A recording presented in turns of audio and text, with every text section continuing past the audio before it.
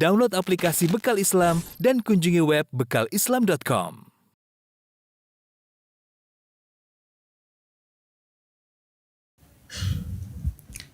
Bismillahirrahmanirrahim. Assalamualaikum warahmatullahi wabarakatuh.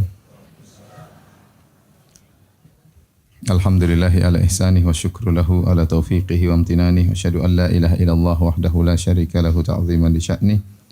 Wa asyhadu anna Muhammadan abduhu wa rasuluhu da'ila ridwanih. Allahumma salli alaihi wa ala alihi wa ashabi wa ikhwani hadirin dan hadirat yang dirahmati oleh Allah Subhanahu wa taala. Alhamdulillah, puji dan syukur kita panjatkan kepada Allah atas segala limpahan karunia yang Allah berikan kepada kita. Salawat dan salam semoga tercurahkan selalu kepada junjungan kita Nabi Muhammad sallallahu alaihi wasallam dan juga kepada keluarga kita dan kepada keluarga beliau serta keturunan beliau dan juga kepada pengikut yang setia hingga akhir zaman kelak. Pembahasan kita pada kesempatan pagi hari ini adalah tentang misteri umur 40 tahun ya.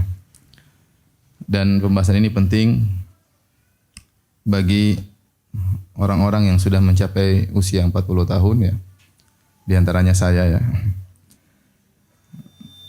Yang baru saja berusia 40 tahun. Dan juga lebih penting lagi kepada yang sudah lewat 40 tahun. Di antaranya bapak-bapak ya. Yang ada sudah usia 50 dan ada yang sudah 60 dan ada yang sudah mau meninggal dunia ya. Demikian juga penting bagi orang-orang yang usianya kurang dari 40 tahun agar dia tahu atau dia persiapan bagaimana jika usianya sudah 40 tahun. Umur ini umur yang satu-satunya Allah sebutkan dalam Al-Quran dalam surat Al-Ahqaf ya, ayat ke-15 dan seterusnya. Kata Allah Subhanahu wa taala, "Wa wassaynal insana biwalidayhi ihsana hamalathu ummuhu kurhan wa wada'athu kurhan wa hamluhu wa fisaluhu 30 syahra." Kami mewasiatkan kepada manusia untuk berbakti kepada kedua orang tuanya dengan sebakti-baktinya. Ibunya telah mengandungnya dengan kesulitan, dengan keberatan ya. Kemudian telah melahirkannya juga telah dengan kesulitan ya. Kemudian hamluhu wa fisaluhu 30 syahra, dan kandungannya serta sapihannya semuanya sekitar 30 bulan.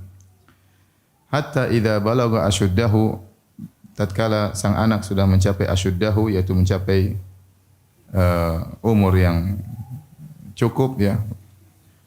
Kemudian wa balagha arba'ina sanah, dan dia telah mencapai umur 40 tahun. Di sini Allah menyebutkan khusus jika dia telah mencapai umur 40 tahun. Qala rabbi auzi'ni an ashkura ni'mataka allati an'amta 'alayya wa 'ala walidayya wa an a'mala salihan tardah wa aslih li fi dhurriyyati inni tubtu ilaika wa inni minal muslimin. Maka anak yang sudah mencapai umur 40 tahun tersebut berdoa, Rabbi auzi'ni, ya Allah ilhamkanlah kepadaku, berilah taufik kepadaku, an ashkura ni'mataka allati an'amta 'alayya, agar aku bisa mensyukuri nikmat yang Engkau berikan kepadaku, wa 'ala walidayya, dan juga nikmat yang Kau berikan kepada kedua orang tuaku, wa an a'mala salihan tardah, dan agar aku bisa beramal saleh yang Kau ridhai, wa aslih li fi dzurriyyati, dan perbaikilah keturunanku untukku. Inni tubtu ilaika, sungguhnya aku bertobat kepada Engkau, wa inni minal muslimin, dan aku termasuk orang-orang yang menyerahkan diri.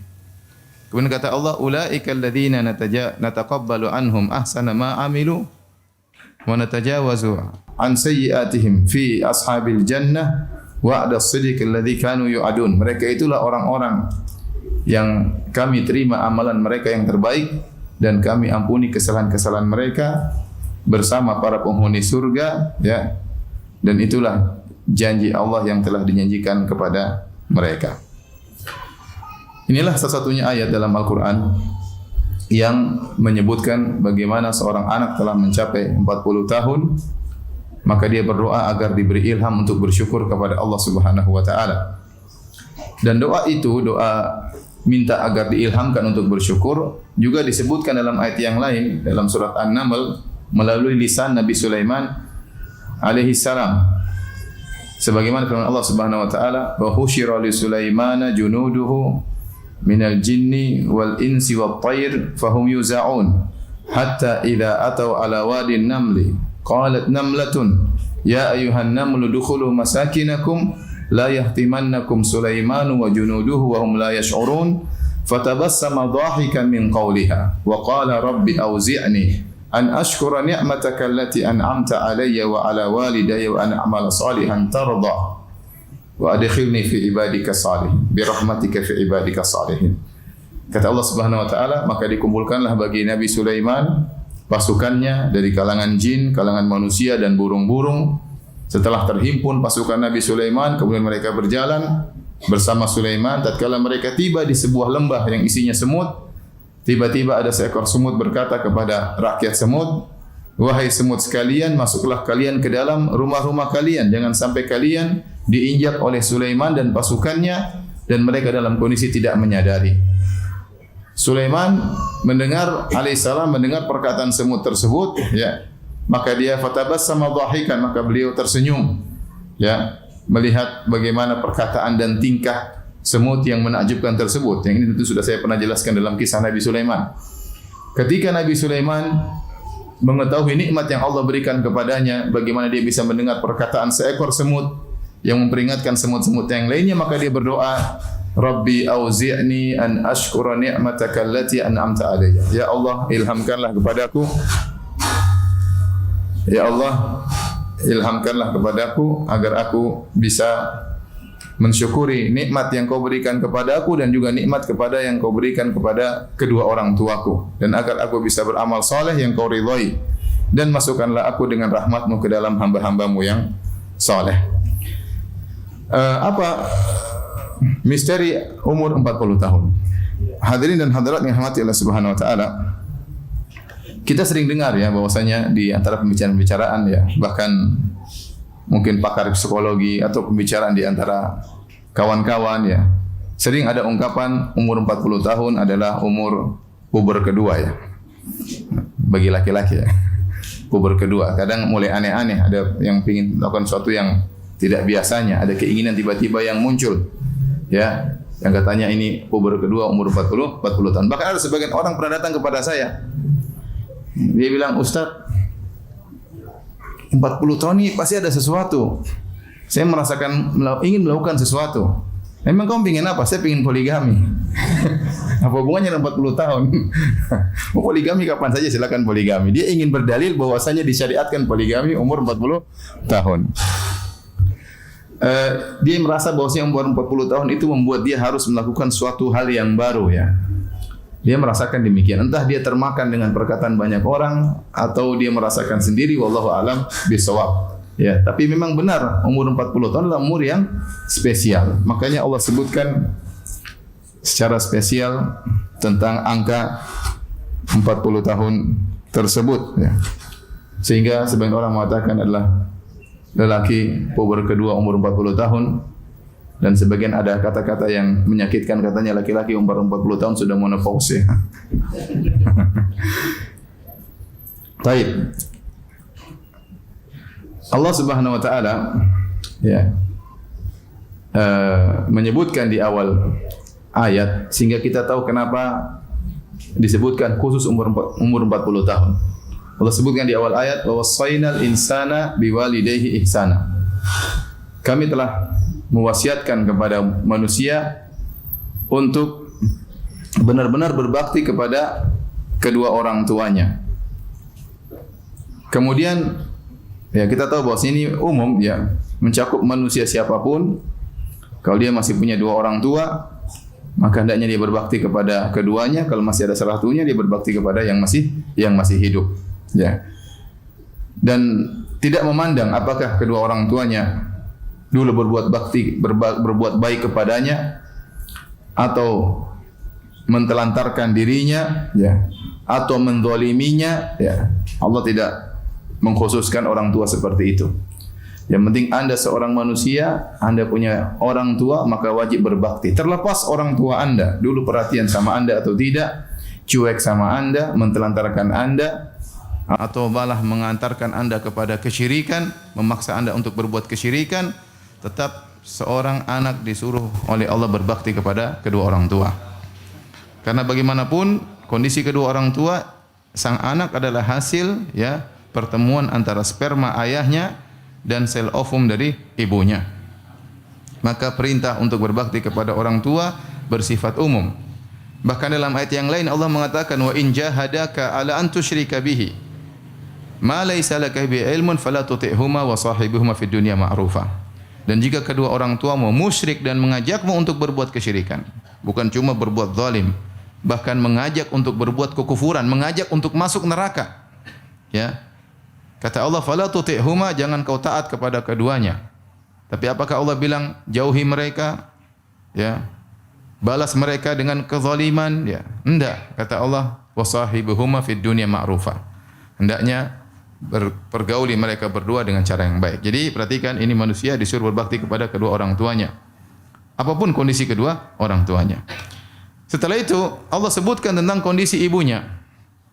Kata Allah Subhanahu wa taala, hamalathu ummuhu kurhan. Ibunya mengandungnya kurhan, dalam kondisi berat. Kurhan dalam bahasa Arab artinya benci. Tidak suka. Tahir Ibnu Asyur dalam tafsirnya mengatakan apa? Maksudnya sang ibu karena mengandung dia tidak suka dengan kondisi dia, ya. Berat. Dia sayang sama janinnya. Dia sayang sama anaknya, tapi tidak suka dengan kondisi dia yang harus ya mengandung sang anak yang muntah-muntah, ya. Wahnan ala wahnin, semakin lemah yang bertambah-tambah, ya. Kemudian kelemahan yang luar biasa, dan kita tahu bagaimana kondisi seorang wanita jika mengandung, ya. Dia tahu bagaimana kondisi seorang wanita, memang terutama kalau kita lihat istri kita bagaimana mengandung setengah mati, ya. Kemudian muntah-muntah, ya. Sebagian mereka harus masuk di rumah sakit, harus diimpus karena muntah yang tidak berhenti-berhenti, ya. Pinggang sakit, kaki sakit, ya.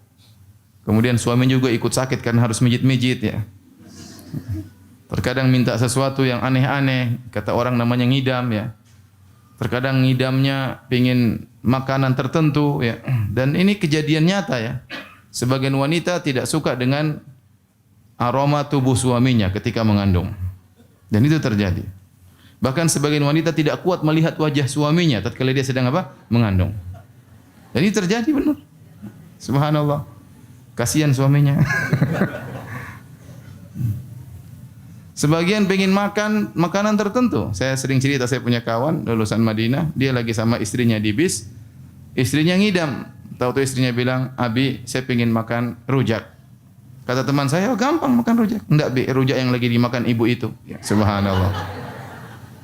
Ya, terpaksa teman saya datang ketemu dengan ibu tersebut, kasih mukadimah sana sini, intinya rujaknya diambil. Tapi maksud saya ya, yang berat istri tentu berat, suami juga ikut merasa keberatan. Kata Allah Subhanahu wa taala, "Wada'tu kurhan ay karihatan lihaliha." Dia benci, tidak suka dengan kondisinya. Tidak ada yang suka. Wanita senang punya gembira punya janin, tapi dia tidak suka dengan rasa sakit yang dia alami. Kalau bisa melahirkan tanpa rasa sakit, semua ingin demikian. Ya, artinya Allah mengatakan dia tidak suka dengan kondisi dia, bukan tidak suka dengan janinnya. Dia tidak suka dengan kondisi dia yang perutnya besar, berat, kemudian badannya jadi melar semua, yang tadinya tubuhnya bagus, kemudian jadi berubah.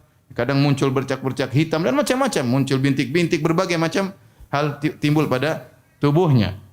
Ya, kemudian muntah-muntah dan yang lainnya, ya.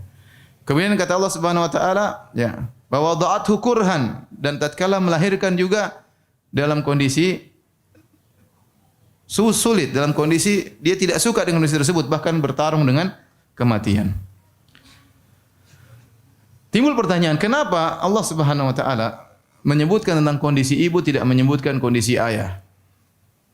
Konteksnya adalah Allah berbicara tentang seorang anak yang sudah mencapai masa 40 tahun.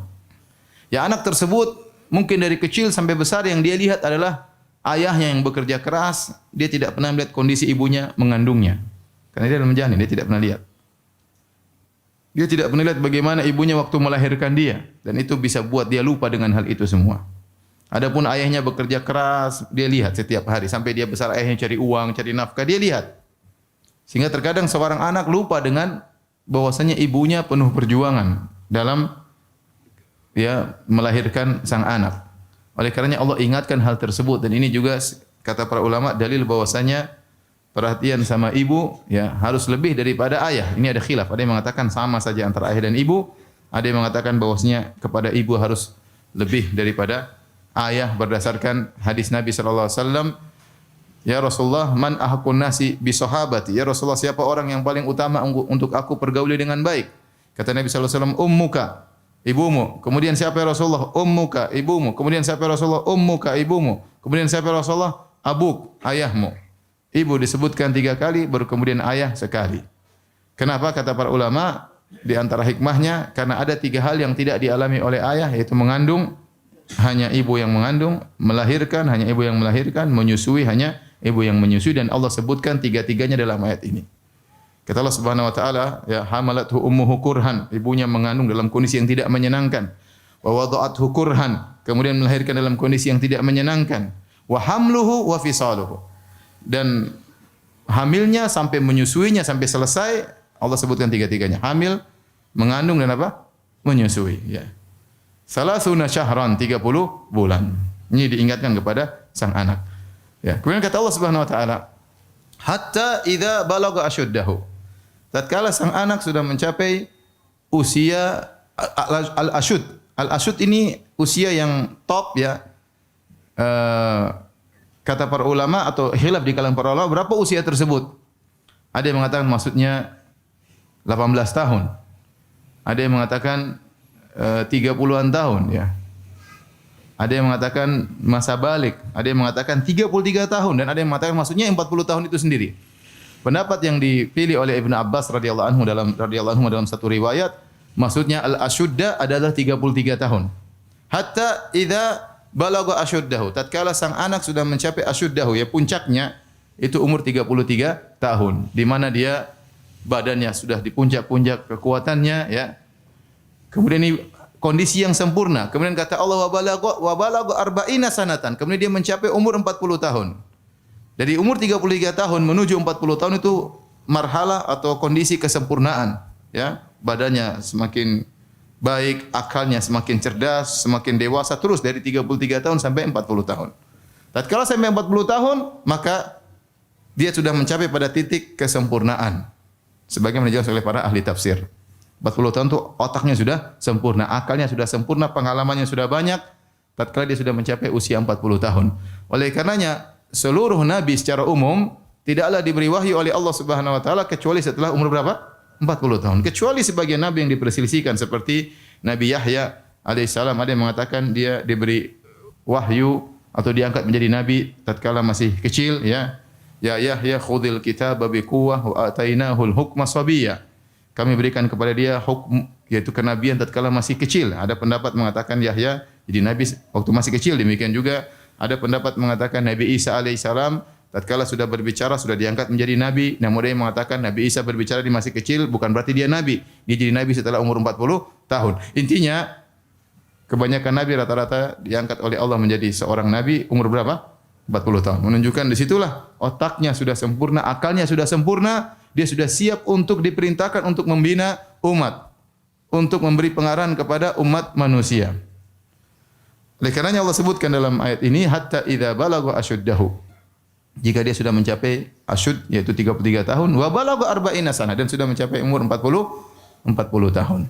Artinya sudah cukup waktunya untuk kau berfikir lebih dalam, untuk kau lebih memandang tentang masa depanmu.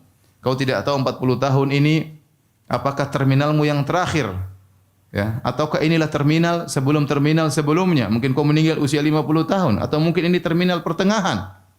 Kau meninggal di umur 70 tahun ataukah ini terminal terakhirmu. Kau tidak akan mencapai 50 tahun dan Allah akan mengambil nyawamu. Dan banyak orang yang meninggal sekarang meninggal muda, ya. Kita baru dengar kisah kejadian usia 40 tahun, ya.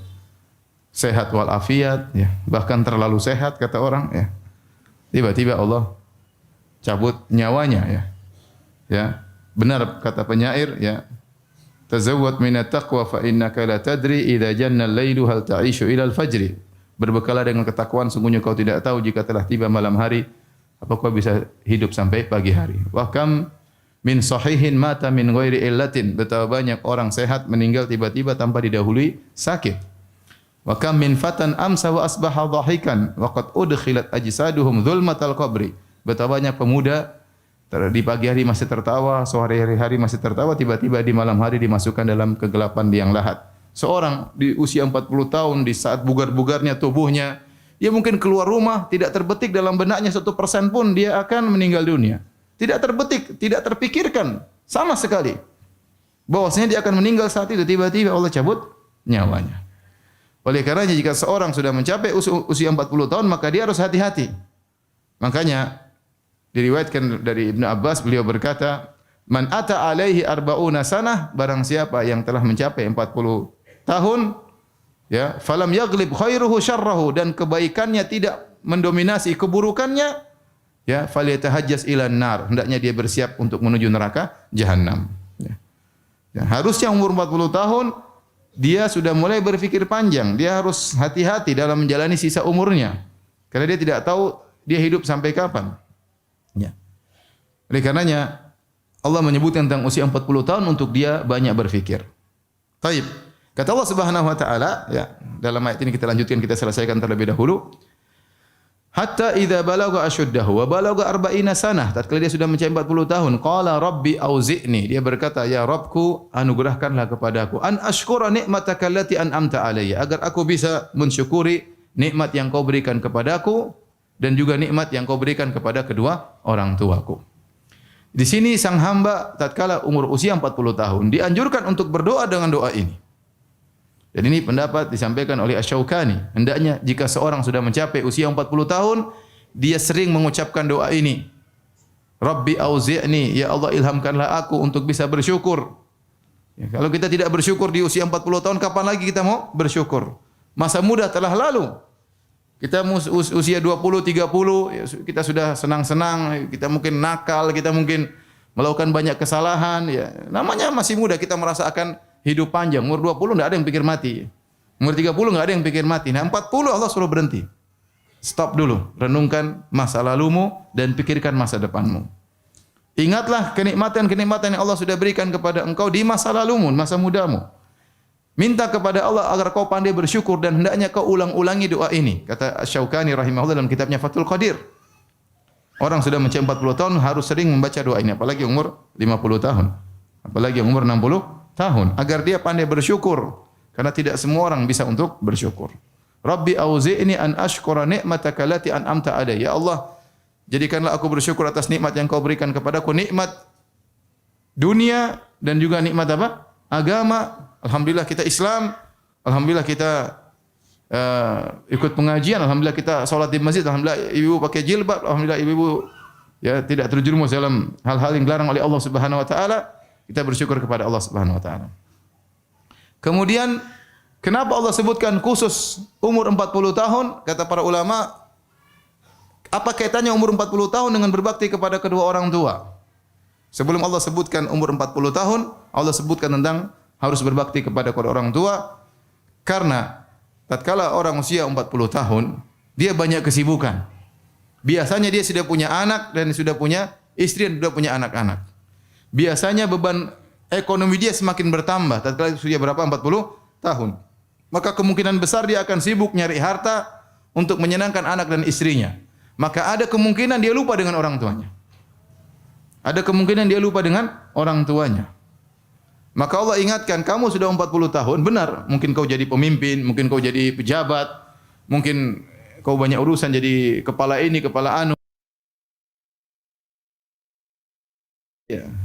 Anak-anak butuh biaya sekolah ini, istri juga butuh maintenance, enggak gampang ya. Kemudian kau sibuk mencari harta untuk ngurus anak istrimu, lupa dengan orang tuamu. Maka Allah ingatkan, jangan kesibukanmu yang sangat padat tersebut membuat kau lupa dengan orang tuamu. Bersyukurlah engkau hidup masih ada orang tuamu. Betapa banyak orang yang cemburu melihat dirimu yang masih milik orang tua. Betapa banyak orang yang umur 40 tahun orang tuanya sudah tidak ada. Banyak orang sudah 40 tahun orang tuanya sudah tidak ada. Dia berangan-angan, seandainya orang tua saya ada, saya akan duduk memijit kakinya, saya akan selalu melayaninya. Tapi kesempatan sudah tidak ada.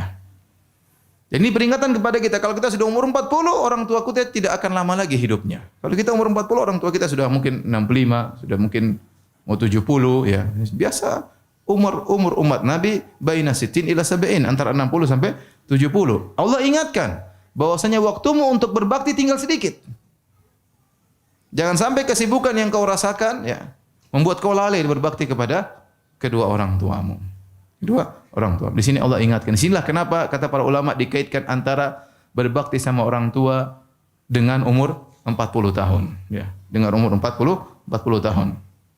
Jadi para hadirin hadirat yang Allah Subhanahu wa taala, maka orang ini pun berdoa, Rabbi auzi'ni an ashkura ni'mataka allati an'amta alayya. Ya Allah, jadikanlah aku, berilah taufik kepada aku, ilhamkanlah aku untuk bersyukur atas nikmat yang kau berikan kepada aku. Saya masih punya orang tua, saya punya istri, saya punya anak, saya beragama alhamdulillah. Ya, saya punya pekerjaan. Wa ala walidayya, dan berilah aku kemampuan untuk bersyukur atas nikmat yang engkau berikan kepada kedua orang tuaku. Subhanallah. Apa kaitannya kita bersyukur dengan nikmat yang Allah berikan kepada kedua orang tua? Kata para ulama, para ahli tafsir, karena kalau Allah berikan kepada nikmat kepada kedua orang tuamu, kau juga pasti merasakan sebagian nikmat tersebut. Kalau orang tuamu dulu kaya, kau kan juga merasakan nikmat tersebut. Kalau orang tuamu dulu soleh, kau juga merasakan dampak dari kesolehan kedua orang tuamu. Kalau orang tuamu dulu dermawan, kau juga merasakan. Orang tuamu dulu perhatian, akhlak mulia, kau juga merasakan. Tidaklah ada kenikmatan yang Allah berikan kepada kedua orang tua kita kecuali kita juga merasakan apa? Kebaikannya. Ya. Kemudian kenapa kita meminta agar bisa mensyukuri nikmat yang Allah berikan kepada kedua orang tua? Sebagian ahli tafsir mengatakan karena bisa jadi kedua orang tua kita dulu kurang pandai bersyukur, maka kita mewakili untuk bersyukur atas nikmat yang Allah berikan kepada mereka berdua. Apalagi kita pikirkan tentang kondisi kita, Bapak dan Ibu yang dirahmati Allah Subhanahu wa taala. Orang tua kita dulu mungkin enggak ngaji. Mana pernah ikut pengajian? Dulu pengajian enggak ada. Mungkin mereka minim ilmu agama mereka. Mungkin mereka terjerumus dalam hal-hal yang dilarang oleh Allah Subhanahu wa taala karena kejahilan, karena ketidaktahuan. Sehingga mereka belum pandai mensyukuri nikmat yang Allah berikan kepada mereka berdua. Nah, kita anaknya seakan-akan kita berkata, "Ya Allah, kalau orang tuaku dulu tidak mampu mensyukuri nikmat atau kurang dalam mensyukuri nikmat yang Engkau berikan kepada mereka berdua, akulah anak mereka. Aku mewakili mereka untuk mensyukuri nikmat-nikmat tersebut, maka ilhamkanlah diriku untuk bisa mensyukuri nikmat yang Engkau berikan kepada mereka dahulu." Ya.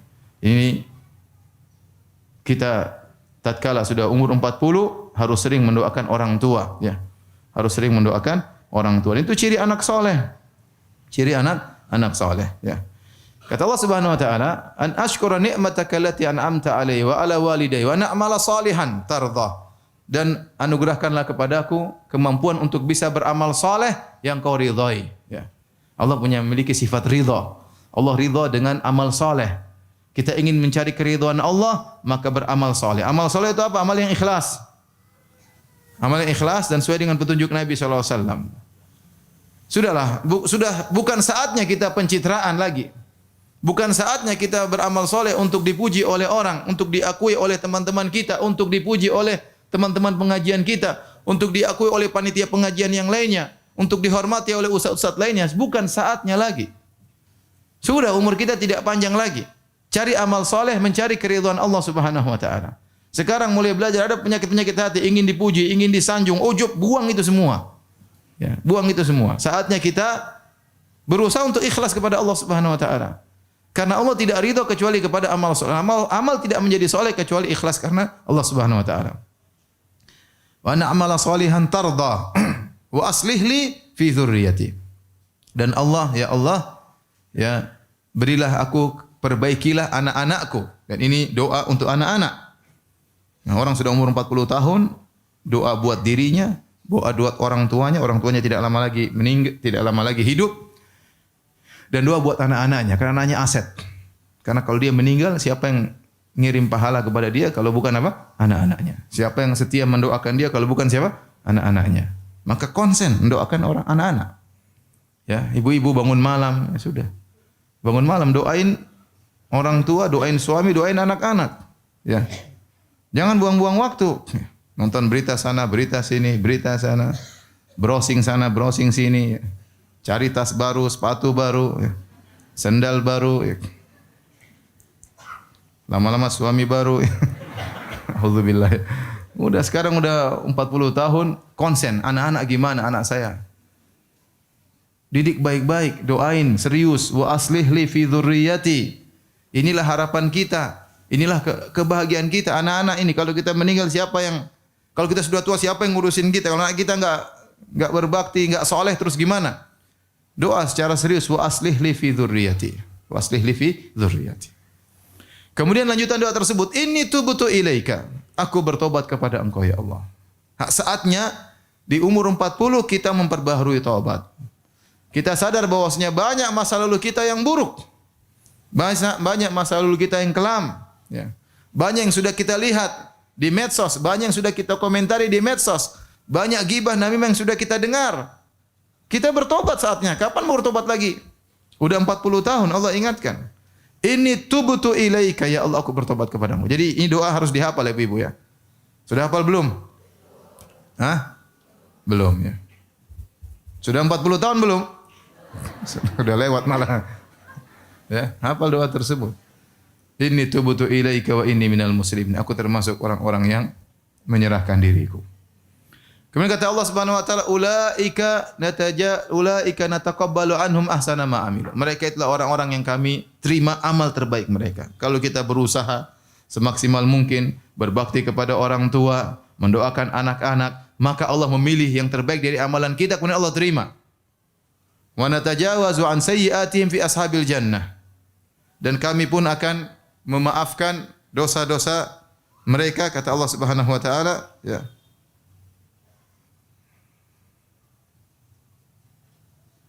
Kami memaafkan dosa-dosa mereka.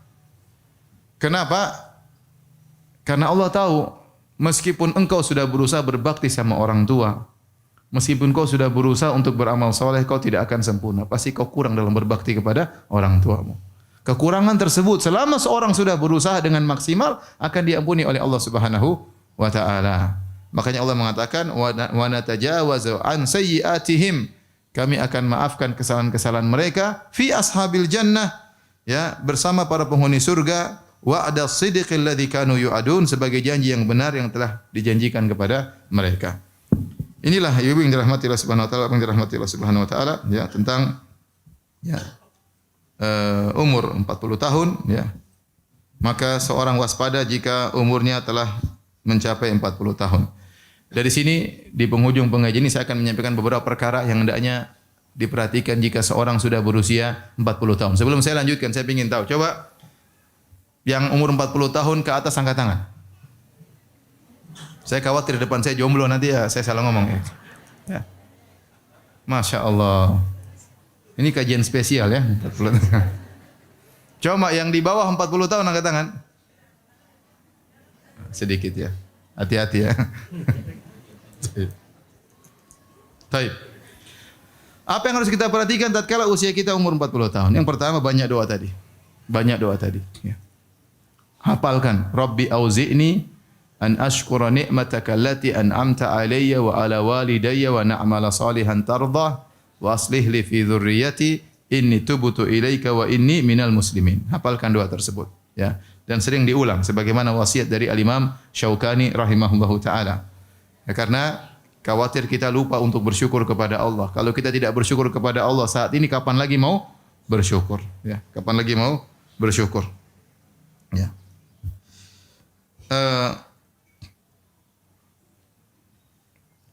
Di antara yang harus kita perhatikan tatkala kita umur 40 tahun, sudahlah saatnya kita fokus ibadah. Bukan berarti kita meninggalkan dunia. Kewajiban kita masih banyak, terutama para laki, ngurusi anak, ngurusi istri, ingin berbakti sama orang tua. Tapi waktunya main-main sudah berhenti. Sudah jangan sering jalan-jalan lagi, sudah. Ya. Dulu main-main golf sudahlah kurangilah ya. Ya, mungkin tiap hari ketemu kawan ngobrol ketawa ketiwi, sudah saatnya kita fokus. Kita punya kegiatan apa? Fokus. Anda mau haji, Anda mau umroh, persiapkan, cari uang untuk umroh, untuk haji, harus bikin jadwal kunjungi orang tua, ya. Harus bikin jadwal untuk silaturahmi, ya. Sudah. Saatnya memang sudah jangan. Grup-grup left semua ya. Ya, kecuali grup-grup yang penting ya. Yang enggak manfaat. Grup-grup misalnya mohon maaf ya, grup-grup misalnya lulusan SMA tahun sekian, lulusan kampus tahun sekian, lulusan ini tahun sekian, udahlah. Jangan kita buang-buang waktu. Umur sudah 40 tahun. Ini tubutu ilaik. Aku bertobat kepada Engkau ya Allah. Masa lalu waktu kita umur 35 main-main oke lah, kesana ke sini main-main, ketemu kawan, ketawa ketiwi, jalan sana jalan sini, naik gunung turun gini, puncak ini, ke laut ini laut sana ya. Udahlah. Sudah saatnya berhenti, udah tua. Sudah tua. Kapan lagi kita? Kita enggak tahu kapan kita mau dipanggil oleh Allah Subhanahu wa taala. Tidak ada yang menjamin di depan kita masih ada 10 tahun, 20 tahun, enggak ada yang jamin. Jangan terpedaya dengan kesehatan, jangan terpedaya. Apa kata pepatah Arab ya, insan yu'ta min haitsu ya'man. Seorang dikenain di saat dia merasa aman di situ. Banyak terjadi demikian. Dia merasa aman dari sisi kesehatan, tahu-tahu dia meninggalnya di situ misalnya. Ya. Dia merasa aman dari satu sisi, di situ Allah kasih ujian di sisi yang dia merasa aman. Kenapa dia tidak tawakal kepada Allah? Dia tawakal kepada kelebihan yang dia miliki. Ya. Kita enggak tahu kapan kita mau dipanggil oleh Allah Subhanahu wa taala. Ya. Oleh karenanya sudah usia 40 tahun, udahlah fokus ibadah. Ibu-ibu yang belum bisa baca Quran, mulai belajar tajwid. Kapan lagi? Baca ngaji masih belepotan ya. Tapi kalau ghibah, Masya Allah lancar. Masya Allah. Kalau baca Quran, susah. Masya Allah. Terus, kapan lagi? Bangun, sholat witir, kapan lagi? Sudah 40 tahun. Kapan lagi? Sudah saatnya kita bertobat. Bapak-bapak juga demikian. Yang praktek riba saatnya berhenti. Sudah, kapan lagi? Praktek riba berhenti. Sudahlah. Yang dolimi orang berhenti. Kapan lagi? Ya. Kita mau fokus amal soleh. Umur kita sudah 40 tahun. Taib. Kemudian berikutnya jangan lupa tadi, berbakti sama orang tua. Ini fokus benar-benar, berbakti sama orang tua. Berbakti sama orang tua, kalau kita punya harta jangan tunggu orang tua minta. Kita berusaha mengenali kebutuhan orang tua kita. Kita mengenali apa yang disukai oleh orang tua kita. Selama kita mampu, berikan. Jangan tunggu orang tua minta. Dan jangan pernah perhitungan sama orang tua. Mumpung orang tua Anda masih hidup. Ya. Tidak usah, ente mau masuk surga gampang buat sama orang tua. Tidak usah sholat malam, tidak usah puasa Senin Kemis, puasa Daud, tidak usah. Tidak usah poligami, sudah pokoknya berbuat sama orang tua masuk surga. Memang poligami gampang, susah, berat lah. Perempuan diuji, laki-laki juga diuji. Oleh karenanya, kita enggak tahu usia orang tua kita sampai kapan. Kalau Anda berusia 40 tahun, orang tua masih hidup, kesempatan Anda untuk berbakti. Pintu surga masih terbuka di hadapan Anda. Silakan Anda buka selebar-lebarnya. Ya, silakan Anda buka selebar-lebarnya. Ya. Enggak usah tawar-tawarin orang tua. Yang punya suatu kasih hadiah aja. Enggak usah tanya, "Mak mau ini, Mak. Abi mau ini." Ya kadang-kadang orang tua yang punya harga diri, "Oh, enggak. Abi enggak mau." Udah, Abi udah cukup misalnya. Enggak usah tawar-tawarin, kasih aja, enggak usah tawar-tawarin. Ya. Karena orang tua meminta dia malu. Saya pernah sampaikan kisah, ada seorang dia menyesal ya setelah dia tua. Dia dulu merasa dia berbakti kepada orang tuanya. Setelah dia tua dia sadar bahwasanya ternyata saya dulu tidak berbakti. Kapan dia sadar? Setelah dia tua, anaknya terkadang tawarkan sesuatu kepada dia. "Ayah mau ini." Tapi dia punya harga diri. "Oh, enggak, Nak. Ayah mau ini." "Enggak, Nak. Padahal dia pingin. Cuma dia mau bilang iya, dia enggak enak. Ternyata dia ingat, dia dulu waktu masih muda juga dia sering begitu sama bapaknya. "Pak mau ini?" Enggak, dia enggak kasih akhirnya. Sekarang baru sadar ternyata saya dulu tidak berbakti sama bapak saya. Maka kita kalau punya sesuatu, kasih orang tua, enggak usah ditawar-tawarin, kasih aja.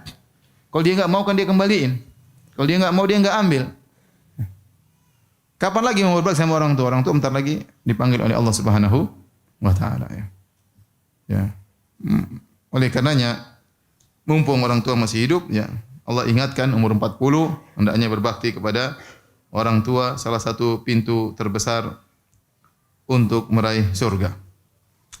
Kemudian berikutnya mulailah kita atur waktu untuk keluarga.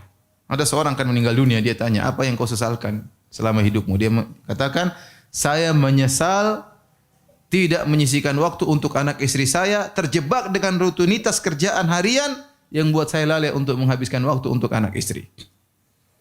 Kita sudah umur 40 tahun, sudah saatnya kita pekerjaan mulai kita kurangi dikit-dikit. Ya, kita mulai sisihkan waktu untuk anak istri. Karena sebentar lagi anak-anak kita sudah sekolah, sudah ninggalin kita. Karena sebentar lagi anak kita sudah nikah, sudah diambil sama orang. Sekarang kita bangun rumah besar, nggak ada isinya, kosong. Kenapa? Anak kita diambil sama orang. Anak kita juga nggak mau tinggal sama kita, malas tinggal sama bapak, sama ibu. Cerewet, terlalu ngatur. Dia tinggal tempat lain. Ya. Kalau dia mau tinggal sama kita, kadang istrinya bilang jangan tinggal sama bapak. Ya sudah, kita nggak mungkin larang-larang. Kamu harus tinggal sama saya, nggak mungkin. Dia punya ingin hidup sendiri, ingin mandiri. Sudah, di rumah kita jarang ketemu lagi mereka. Saat-saatnya kita umur 40 tahun, mulailah kita kasih waktu buat istri ngobrol, suami perhatian lebih banyak, anak-anak ya. Bagaimana kegiatan mereka. Sebagaimana kita berikan kepada mereka kebutuhan jasmani, kita berikan kebutuhan rohani. Mulai kita perhatikan agama mereka, mulai kita ngobrol seperti kawan sendiri. Kapan lagi? Masing-masing kita semua sibuk, antum sibuk, saya juga sibuk. Tapi kalau kita tidak menyengajakan untuk bisa ketemu anak-anak, kapan lagi kita bisa punya waktu untuk mereka? Sebentar lagi mereka akan meninggalkan kita. Kalau mengikuti keinginan duniawi tidak akan pernah berhenti. Oh, jadi pejabat pingin jadi pejabat lebih tinggi, udah punya duit pingin lagi, usaha enggak pernah berhenti. 24 jam kerja. Anak-anak mana? Pingin dipeluk-peluk, pingin manjat-manjat badan kita, ya. Pingin loncat-loncat di kita, enggak ada, enggak bisa. Oleh karenanya jangan sampai antum menyesal di kemudian hari, ya. Waktu lewat begitu saja, sibuk dengan dunia, ya antum ya mau kaya seberapa sih? Antum kaya apapun, tetap saja ya naik mobil satu juga. Enggak mungkin antum naik mobil sekalian dua. Mobil 100 yang pakai cuma apa? Satu. Antum sekaya apapun, tidur ya tempat tidur segitu aja, mau diapain? Ya. Antum kaya apapun, makan cuma satu piring. Saya kadang 2 piring bisa. Enggak mesti kaya untuk makan 2 piring. Orang kaya terkadang makan malah pilih-pilih dan macam-macam. Mau saya udahlah. Dunia kita cari, ya. Kita senangkan anak istri, tapi harus ada waktu buat anak istri. Antum sudah berusia 40 tahun. Kapan lagi mau dekat sama anak-anak? Baik. Di antara yang harus kita perhatikan setelah kita berusia 40 tahun, mulailah ya jaga waktu dan kesehatan, ya. Jaga waktu dan kesehatan. Kesehatan itu mahal harganya, ya. Orang sudah sakit, nggak bisa apa-apa. Ya. Memang kita sakit, ya kita bersabar, kurangi pahala, diangkat derajat. Ya, tapi akan mengurangi aktivitas kita. Ya, kita mau jalan-jalan sama anak-anak sudah nggak bisa karena sakit dan yang lainnya. Maka seorang berusaha untuk menjaga kesehatannya tatkala umur 40. Saya sering ketemu dokter, kata mereka, Ustadz kalau sudah 40 tahun, mulai banyak penyakit-penyakit yang tidak pernah ketemu sebelumnya, ya. Tahu-tahu darah tinggi, tahu-tahu gula, tahu-tahu asam urat, ya. Yang itu tidak pernah terpikirkan sebelumnya. Sebelum umur 40, santai makan apa, makan terserah. Begitu udah 40 tahun, sedikit-sedikit, iya. Naik mobil yang tadinya kuat, sering ngantuk, subhanallah. Sudah 40 tahun. Ya. Rambut sudah mulai putih, ya. Ya. Sudah mulai lemah. Orang sudah 40 tahun, di puncak kesehatan dia mulai menurun. Benar ada yang sampai 50 kuat, tapi jarang. Biasanya kalau sudah 40, mulai naik ke atas, 41, 42, 43, mulai berkurang kemampuannya. Mulailah pandangannya melemah, mulailah pendengarannya melemah, mulai kekuatannya melemah. Dulu bisa lari begitu cepat, sekarang tidak bisa cepat. Dulu bisa jalan berkilo-kilo, sekarang sudah berkurang. Ya. Tapi semangat makan semakin banyak. Hati-hati ya. Ada orang bilang kalau udah 40 tuh hati-hati makan, ya. Apa saja jadi daging, minum jadi daging, hirup udara saja bisa jadi daging. Kalau udah nggak perhatikan makan sana makan sini puasnya, akhirnya kita sakit. Kalau sudah sakit, beraktivitas susah, membahagiakan anak istri juga susah. Maka seorang waspada, sudah 40 tahun, jaga kesehatan, bikin rutinitas olahraga, ya jangan juga berlebihan, tapi intinya ada waktu untuk olahraga, ada waktu untuk ngobrol sama anak istri, ada waktu jalan-jalan sama anak istri, dan ada waktu untuk fokus belajar, ya, untuk belajar agama, waktu untuk ya mendekat kepada Allah Subhanahu wa taala.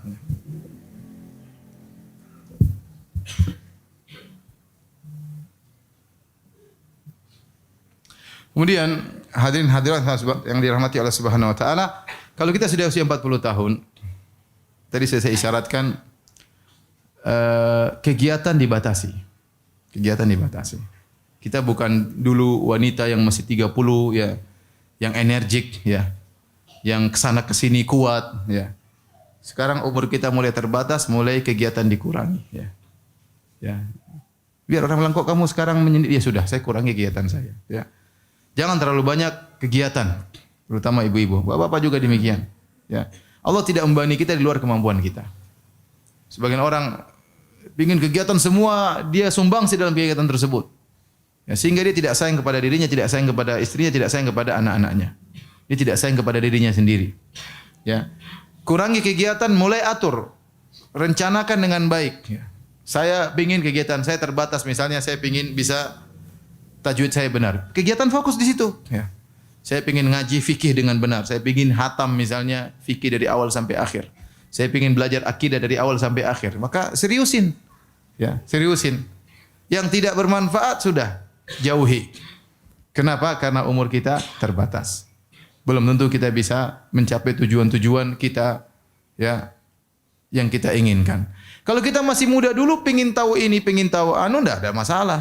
Pengin tahu ini, pengin tahu anu, jalan ke sana, jalan ke sini, buka sini, buka anu, ketemu sini. Rasa pengin tahu besar waktu masih umur 30-an. Sudah 40, rasa ingin tuh buang-buang aja, sudah enggak usah lah. Pengin tahu buang-buang waktu, pengin tahu ini, pengin tahu anu, pengin coba ini, pengin coba anu. Ngapain sudah? Ente sudah usia 40 tahun. Ya, Allah sudah ingatkan usia 40 tahun maka rasa ingin tahu buang aja lah. Fokus yang sudah kita nyaman, fokuskan ke situ. Udah punya pekerjaan nyaman, fokus di situ biar kita bisa ya cari waktu yang bermanfaat ya. Jangan coba sini, coba sini, coba sini, coba sini ya. Akhirnya waktu terbuang dan akhirnya kita tidak fokus. Tiba-tiba kita semakin tua dan semakin dekat kepada Allah Subhanahu wa taala, akhirnya dipanggil oleh Allah Subhanahu wa taala. Kemudian mulailah fokus untuk mencari kebahagiaan dengan mengingat akhirat ya.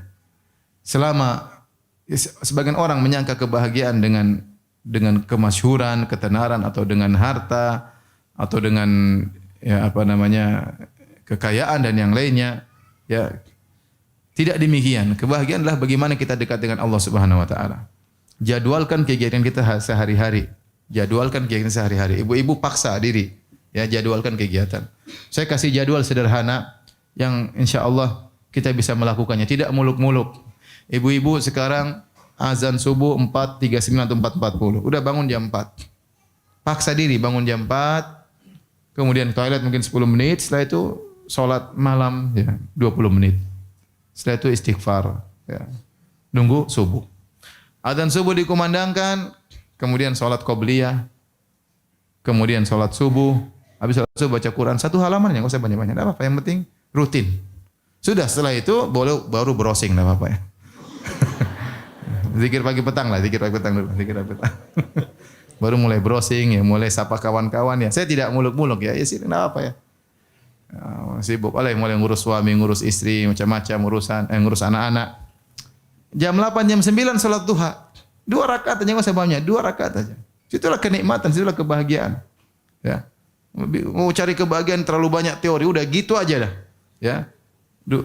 Jam 9 salat 2 rakaat. Sudah menjelang duhur sudah siap-siap. Siap-siap berwudu sebelum azan, duduk azan dikumandangkan salat qobliyah. Kemudian salat 4 rakaat, kemudian salat duhur dan salat ba'diyah, baca Quran 1 halaman aja. Enggak usah bicara muluk-muluk ya. Enggak usah banyak kajian juga, mau ikut kajian sana, kajian sini, jauh sana, jauh sini. Mau ketemu teman-teman padahal. Nanti sudah kajian banyak enggak dipraktekan. Enggak dipraktekan. Ya. Sudah sering ustaz bilang ngaji enggak ngaji. Sudah ustaz sudah capek-capek ngomong taat sama suami, taat sama suami, enggak juga taat sama apa? Suami. Masih aja ngangkat suara sama suami, masih aja ngomel sama suami. Sampai kemarin ada yang bilang, "Ustaz, ibu-ibu itu suami orang meninggal dia menangis. Suaminya masih hidup dia omelin." Masya Allah. Ada seperti itu. Lihat berita nangis, suami orang mati dia menangis. Suaminya masih hidup diomelin. Kita ini nuntut ilmu untuk diamalkan.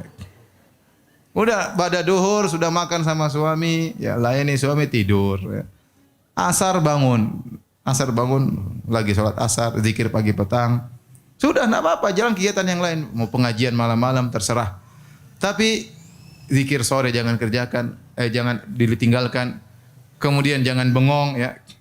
Daripada bengong mending kita berzikir. Apa susahnya kita bilang astagfirullah, astagfirullah, astagfirullah, subhanallah, alhamdulillah, wala ilallahu akbar. Apa susahnya kita baca Al-Qur'an?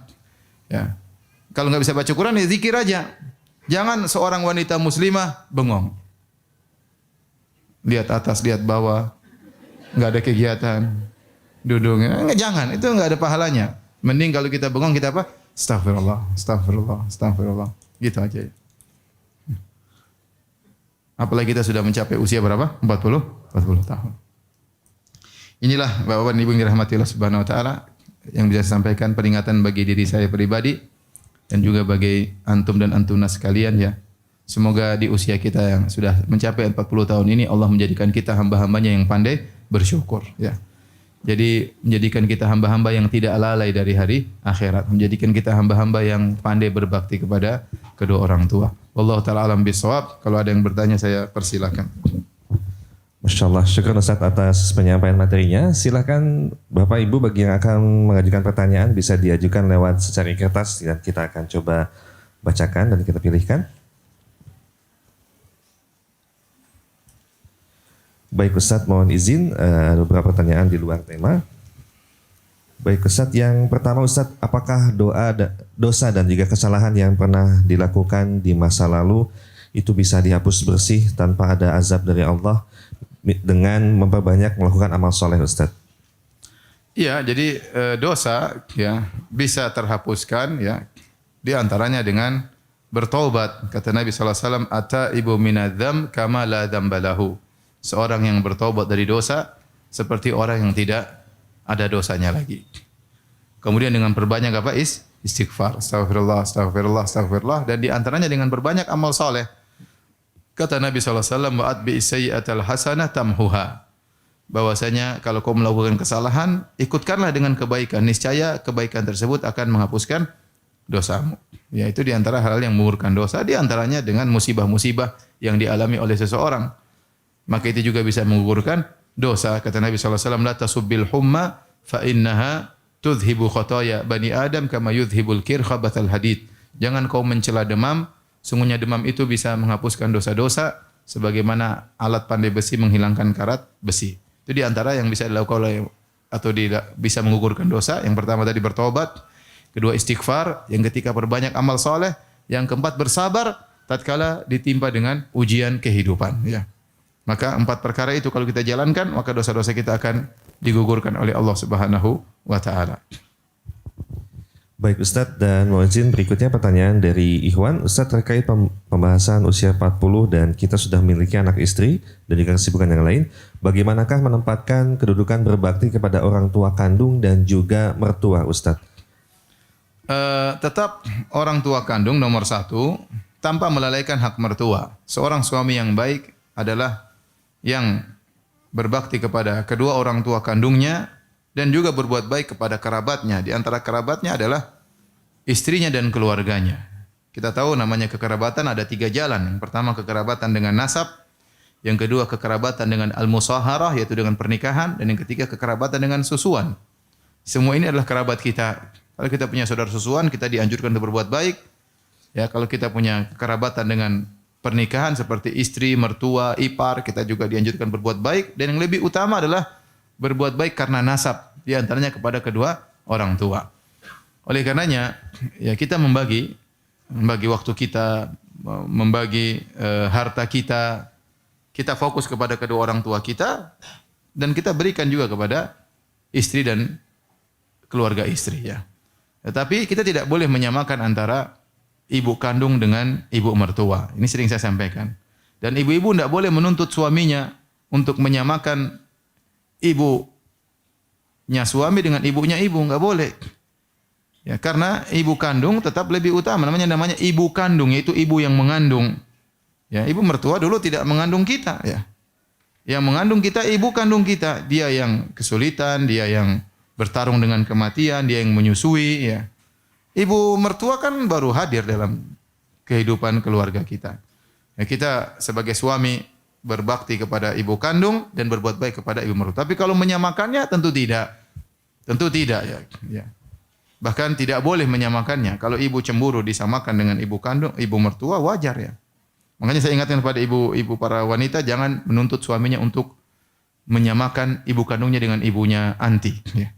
Jangan misalnya suami membelikan rumah untuk ibunya terus anti nuntut. Ibu saya juga dibelikan dong, enggak boleh. Ya. Ibumu saya kontrakin. Ibu saya belikan misalnya, enggak boleh. Karena ibu kandung tidak sama dengan kalau ibu jadi nanti ibu kandung, coba ternyata ibu punya mantu punya anak ternyata menyamain ibu sama besan. Tentu ibu jengkel kan? Iya tidak? Kok saya disamakan dengan besan? Yang ngandungin kamu dulu siapa? Makanya tidak boleh menyamakan ibu kandung dengan ibu mertua. Karena ibu mertua, ya saya sering sampaikan, ibu mertua bisa ditambah, bisa ibu mertua 1, ibu mertua 2, ibu mertua 3, ibu mertua 4, bisa.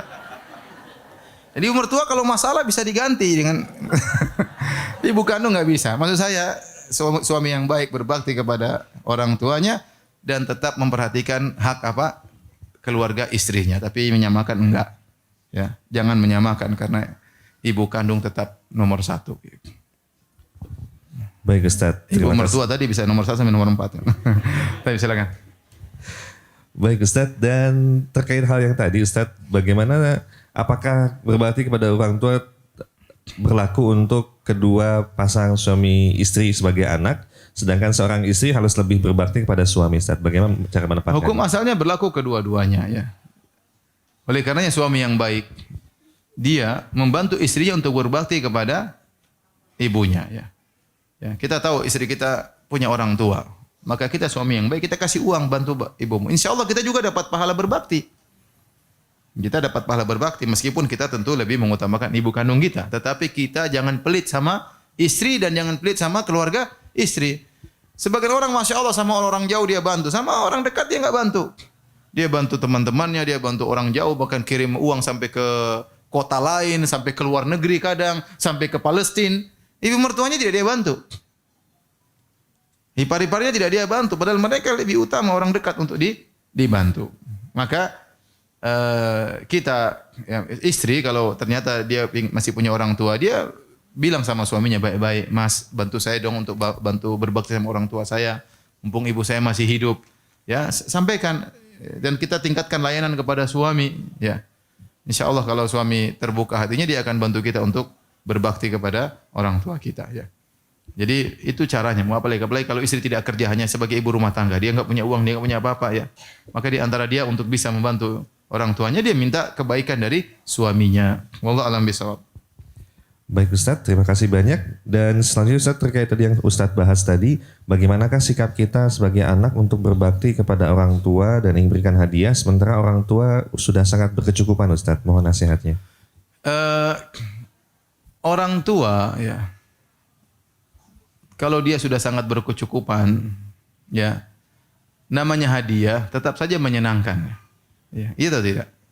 Antum udah punya rumah mewah, antum udah punya makan. Tapi kalau ada yang kasih sesuatu yang hadiah, ya antum senang aja ya. Dan kita harus kira-kira orang tua sukanya. Tapi taruhlah seandainya orang tua tidak suka hadiah sama sekali, atau bahkan apa ini kok belikan abi kayak begini. Tidak dihargai pemberian kita. Ya udah kita berbakti orang tua dari telepon, kunjungan, sisihkan waktu untuk ngobrol sama dia, ya, mendengar apa yang dia sudah ceritakan. Ya, berbakti dari sisi itu. Karena berbakti tidak harus dengan harta, ya. Berbakti bisa dengan sisi yang lain. Tapi meskipun orang tua sudah punya kelebihan, apa salahnya orang tua kaya raya, Anda belikan gelang buat orang tua?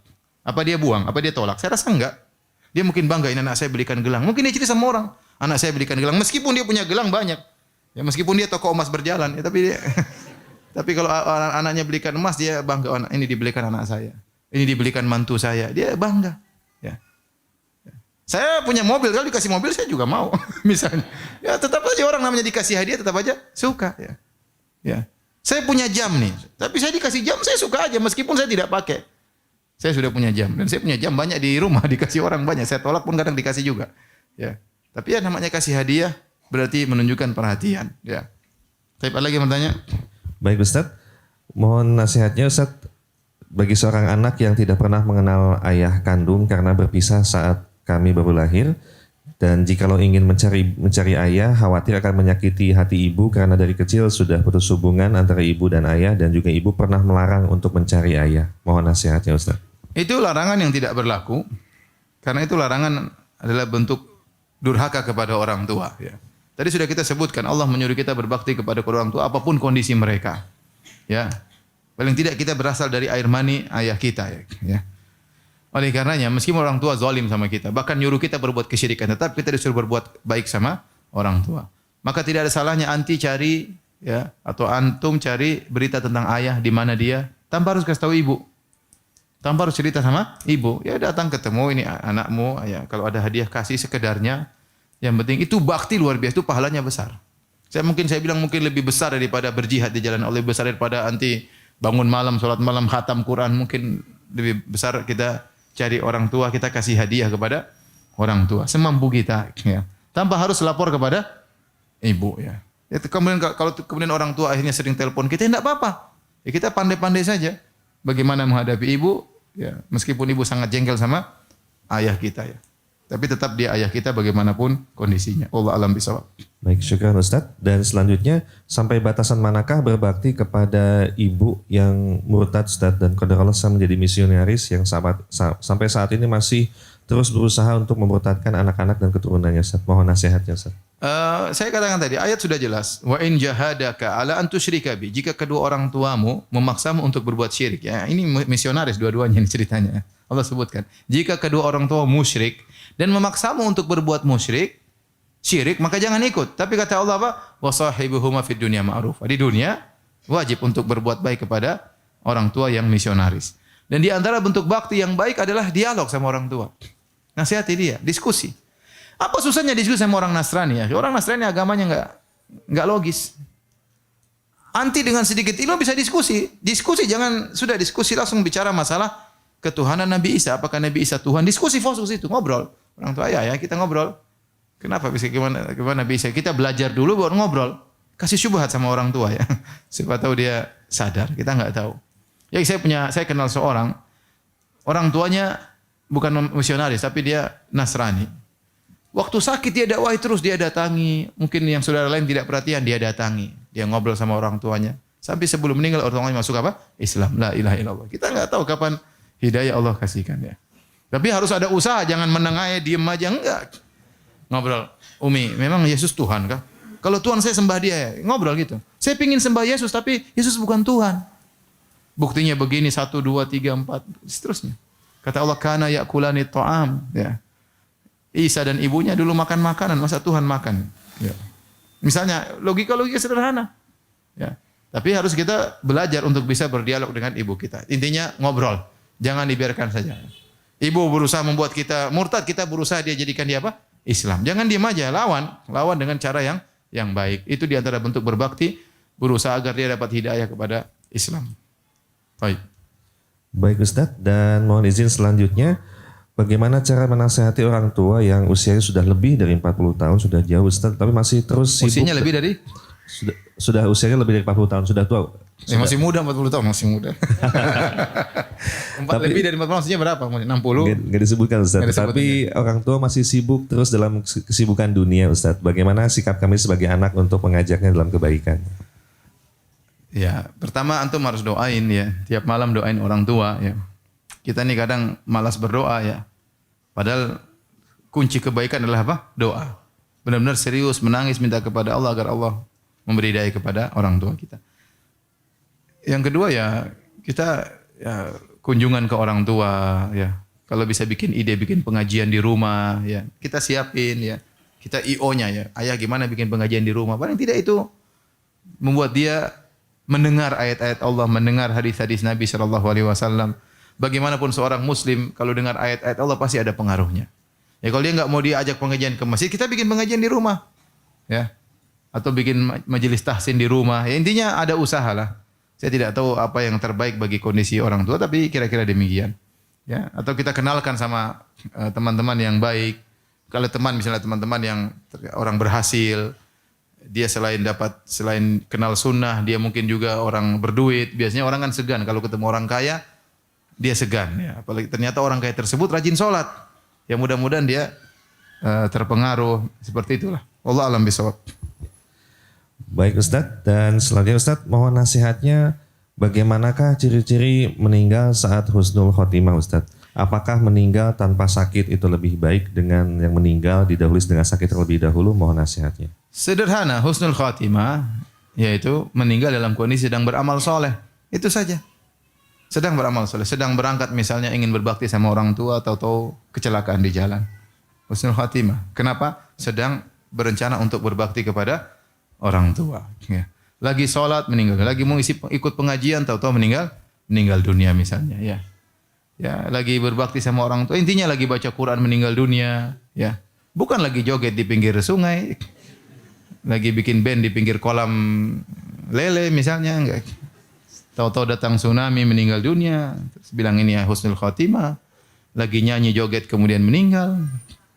Subhanallah, saya lihat ya orang-orang mengatakan nyanyi enggak apa-apa, joget enggak apa-apa, tapi dulu sempat tersebar ada klip orang lagi joget meninggal dunia. Semua orang tahu itu mati buruk. Meskipun mereka bilang joget boleh, emang joget enggak boleh. Tapi kalau ente yang mati dalam kondisi gitu gimana? Ridho enggak? Oh enggak, saya enggak mau. Enggak ridho. Berarti nurani Anda tahu itu enggak baik. Meninggal dalam kondisi itu tidak baik. Ya. Nanti bilang ini husnul khotimah. Enggak, husnul khotimah mudah. Meninggal dalam kondisi sedang beramal saleh. Tadi lagi sedekah meninggal dunia, lagi berbakti sama orang meninggal dunia, lagi ya makanya misalnya ada seorang di satu pesawat. Bisa jadi di dalam pesawat itu ada yang husnul khotimah, ada yang su'ul khotimah. Satu pesawat ada yang satunya ingin berbakti sama orang tuanya harus bersafar, ada satunya mencari nafkah untuk anak istrinya, ya. Dan dia niatkan ada satunya ingin pergi ketemu pacarnya, ada satunya ingin berzina, ada satunya ingin main judi, pesawat meledak. Satu mati husnul khotimah, satu mati konyol.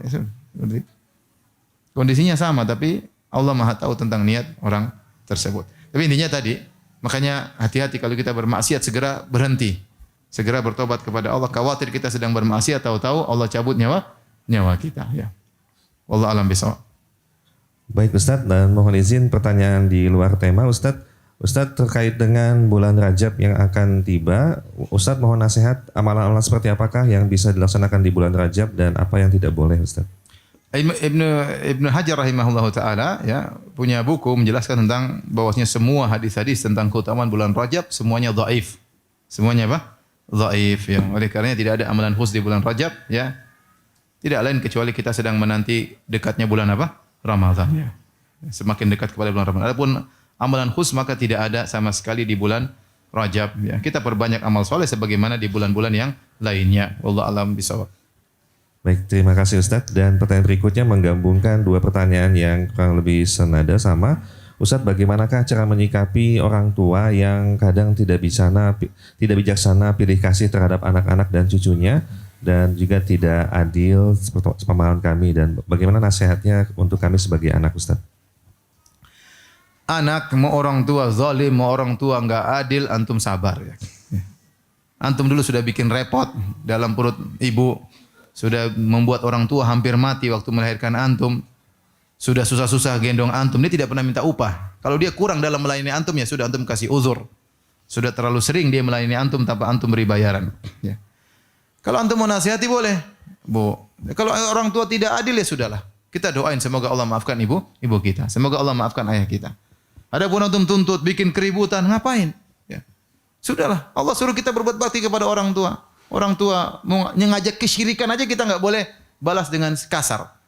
Apalagi hanya sekedar lebih sayang kepada. Dan itu kita rasakan terkadang ya.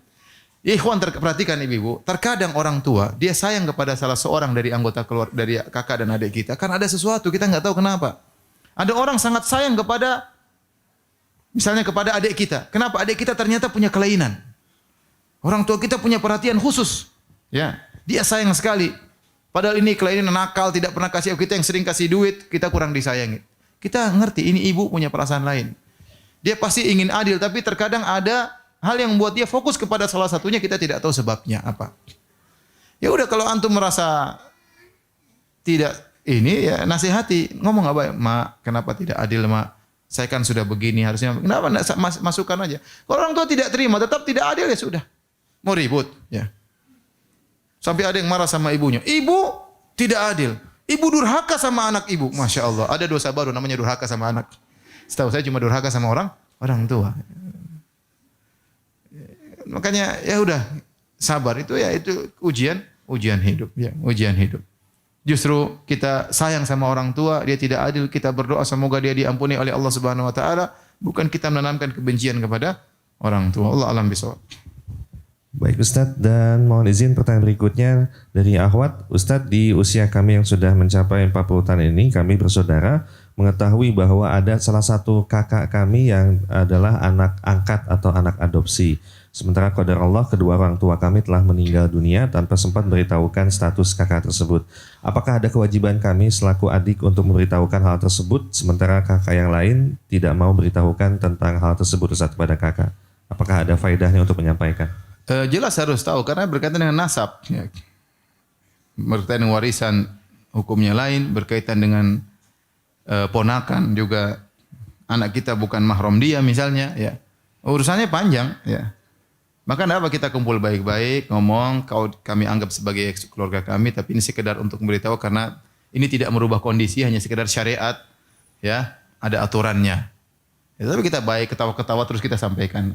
Anggap seperti benar-benar kakak sendiri, tapi kan kita tahu ada batasan syariat. Ya. Masih tidak boleh bersentuhan, tidak boleh melihat aurat kita misalnya, anak-anak bukan ponakannya, dan yang lainnya. Ya. Dan itu harus disampaikan. Ya. Ya, jangan, karena kalau tidak disampaikan, akhirnya nanti kan terjadi pelanggaran terhadap syariat. Tinggal bagaimana cara yang hikmah, yang bijak dalam menyampaikan hal tersebut, yang menunjukkan tidak ada perendahan. Ya. Atau kalau tidak berani menyampaikan, bisa misalnya lewat ustadz yang menyampaikan, bisa saja. Ya. Yang penting kita tetap berusaha menjalankan syariat. Wallahu a'lam bishawab. Baik Ustadz, pertanyaan berikutnya masih dari ibu-ibu Ustadz terkait dengan semangat kami untuk belajar Ustadz. Mohon nasihatnya bagaimanakah cara boleh mengambil ilmu dari semua Ustadz kah ataupun bagaimana mohon nasihatnya Ustadz untuk kami yang sedang semangat belajar Ustadz. Ibu-ibu jangan lupa belajar tahsin. Ibu-ibu karena setahu saya ibu-ibu waktunya lebih longgar daripada bapak-bapak ya. Ya. Bapak-bapak lebih banyak kegiatan. Oleh karena ibu-ibu ya, waktu yang longgar itu jangan sampai tersibukkan dengan hal yang tidak bermanfaat ya. Karena godaan-godaan di medsos itu banyak. Ibu-ibu pingin tahunya banyak ya. Ya. Misalnya ada berita artis meninggal. Kalau bapak mungkin lewat sekali aja. Ibu mungkin 5 kali nonton. Nangisnya 5 kali. Maksud saya begitu. Namanya ibu pingin tahu. Ya, ada kabar ini, kabar anu, kabar ini, baju ini, fashion baru, ini baru. Laki-laki enggak begitu ya. Ya. Kalau dia tidak menjebak dirinya dalam satu kegiatan bermanfaat, akhirnya waktunya terbuang-buang. Maka saya sarankan belajar tahsin. Kalau ada bisa ketemu tiap 2 minggu sekali, setoran hafalan itu bagus sekali. Itulah kata Allah, wal baqiyatus shalihatun khairun 'inda rabbika thawaban wa khairun amala. Al baqiyatus shalihat, amal saleh yang tersisa. Apa yang ibu di dunia tidak ada yang tersisa. Ya, rumah akan ditinggal, harta akan ditinggal, kecantikan akan hilang, ya. Semuanya akan hilang. Ya. Yang tersisa di akhirat cuma amal saleh. Di antaranya bacaan Al-Qur'an. Maka cari guru yang bisa ngajar tahsin, serius belajarnya, bukan main-main, ya bikin grup atau bikin pertemuan 2 minggu sekali, ada perbaikan tajwid dan ada setoran hafalan. Nanti enggak keras ibu setahun tahu-tahu sudah hafal 10 surat. Tahun depan sudah hafal 20 surat, yang 5 suratnya lupa. Terus datang bertahun alhamdulillah ya. Nanti suatu saat suami salah, tegur suami, "Ya suamiku, Allah berfirman." Masya Allah. Masya Allah. Jadi ustadzah istri saya. Dan itu pengaruh luar biasa ya. Oleh karenanya waktu yang banyak itu jangan terbuang sia-sia. Saya sayang ibu-ibu jangan terlalu banyak grup, jangan terlalu banyak teman. Teman oke, tapi jangan kebanyakan. Kalau kebanyakan teman akhirnya banyak WhatsApp, banyak ini, banyak ketawa ketiwi, banyak waktu terbuang. Akhirnya nuntut ilmu tidak pernah jalan. Yang kedua, kalau untuk ilmu cari ustadz yang jelas, ya bukan hanya ustadz yang ketawa ketiwi, tapi ustadz yang jelas ilmunya. Kita ingin belajar apa? Belajar fikih, yang belajar tiap ahli fikih. Karena kalau kita belajar sama ustadz yang bukan ahli fikih, misalnya kita ingin belajar fikih, akhirnya kita sering apa? Sering memperbaiki yang sudah kita dengar. Oh ternyata salah. Ya, capek kalau begitu. Ya. Ternyata yang kita dengar semua harus diformat misalnya. Kita belajar akidah juga sama yang benar. Ustadz ini bidang akidah. Udah kita belajar akidah sama dia. Berusaha kita dengar. Kalau nggak paham kita putar ulang, YouTube-nya kita putar ulang, seperti itu. Bukan sekedar siapapun kita boleh duduk, akhirnya nggak teratur ilmu kita, terkadang ada kesalahan harus kita revisi kembali, repot. Dan itu banyak kejadian seperti itu ya. Banyak kejadian seperti itu. Makanya saya bilang untuk ilmu, umur kita terbatas, cari ilmu yang benar. Di YouTube juga ada silsilah pengajian ini, masalah ini. Ya, yang kita butuhkan apa? Kita belajar dengan baik-baik. Kalau nggak ngerti, tanya kepada orang yang paham. Allah alam bisawab. Baik Ustaz, mohon izin pertanyaan berikutnya terkait berbakti kepada ibu Ustaz. Nah, seringkali ibu sering curhat kepada kami tapi menjelek-jelekan tentang ayah dan juga keluarga ayah Ustaz. Apakah kami boleh tetap mendengarkan atau bagaimana Ustaz? Mendengarkan sambil dinasihati. Jangan dengarkan dan mengiyakan, jangan. Sudahlah Bu. Gitu nasihatnya. Ya. Enggak usah gitu. Kita udah dengar 1000 kali Bu. Ini yang ke-1002 Ibu. Udah kita udah ngerti Bu, sudah enggak usah dilanjutin. Tapi harus ada nasihat disampaikan. Dia cerita kita dengarkan tapi kita sampaikan ya. Sampaikan dengan baik-baik agar ibu mengerti. Itu memang berat, memang orang tua terkadang apa yang di benak dia ingin ungkapin apa? Semuanya. Mau enggak peduli gibah, ngerumpi, dia peduli siapa yang dia rumpin, dia tidak peduli mau tetangga, mau kakak, mau adik, mau ayah, mau keluarga ayah. Masa lalu 20 tahun yang 30 dia ngomongin semuanya, ya. Ya kita yang pandai-pandai depan dia, kita jangan hanya ngiyang-ngiyain, enggak. Udah Bu, ini enggak boleh Bu. Terus sampaikan dengan nasihat, siapa tahu ibu bisa berubah. Wallahu a'lam bishawab. Baik Ustadz, mohon izin pertanyaan berikutnya terkait rumah tangga Ustadz. Mohon nasihat bagi saya tentang rumah tangga saya sudah bertahun-tahun dan sudah tahu bahwa suami berselingkuh Ustadz dan beberapa sudah talak tapi kemudian rujuk kembali karena suami takut dengan orang tua dan juga keluarga. Sudah berusaha untuk sabar dan sebagai bahan pertimbangan suami sangat berbakti kepada orang tuanya namun ia tidak pernah mau beribadah, sholat pun juga tidak Ustadz. Tetapi ibunya tidak pernah mau menasihati kepada suami dan juga tentang hal perselingkuhannya. Mohon nasihatnya Ustadz, bagaimanakah sikap saya yang terbaik? Ya, Allah alam saya nggak tahu ya. Tapi ya, ibu yang jalani ya, ibu sholat malam aja lah, berdoa kepada Allah, minta petunjuk ya. Kalau kondisi seperti ini tentunya bertahan juga boleh, berpisah juga boleh, tapi kita nggak tahu mana yang terbaik. Ya, bertahan dengan kesabaran, nasihati boleh juga, berpisah juga boleh. Tapi saya katakan saya tidak tahu mana yang terbaik. Yang tahu terbaik hanyalah siapa? Allah. Oleh karenanya kalau dari sisi fikih boleh-boleh aja dua-duanya. Bertahan boleh, berpisah juga boleh. Tetapi untuk mata yang terbaik silakan sholat malam, istikharah, minta kepada Allah. Kalaupun harus menjalani maka agar diberi keteguhan dan kesabaran agar suami berubah. Kalau harus berpisah juga hendaknya berpisah dengan baik-baik. Wallahu a'lam bishawab.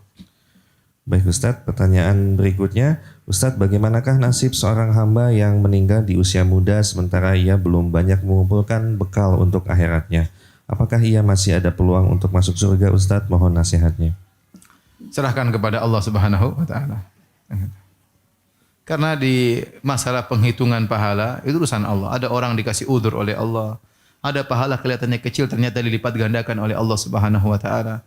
Ya, rubba amalin saghirin tu'azzimuhun niyyah. Betapa banyak perkara kecil ternyata jadi besar di sisi Allah. Betapa banyak dosa besar ternyata Allah kasih udzur karena dia tidak tahu, karena kondisi yang kita enggak tahu. Tapi yang jelas kalau dia meninggal dalam kondisi Islam, kita sering doain aja.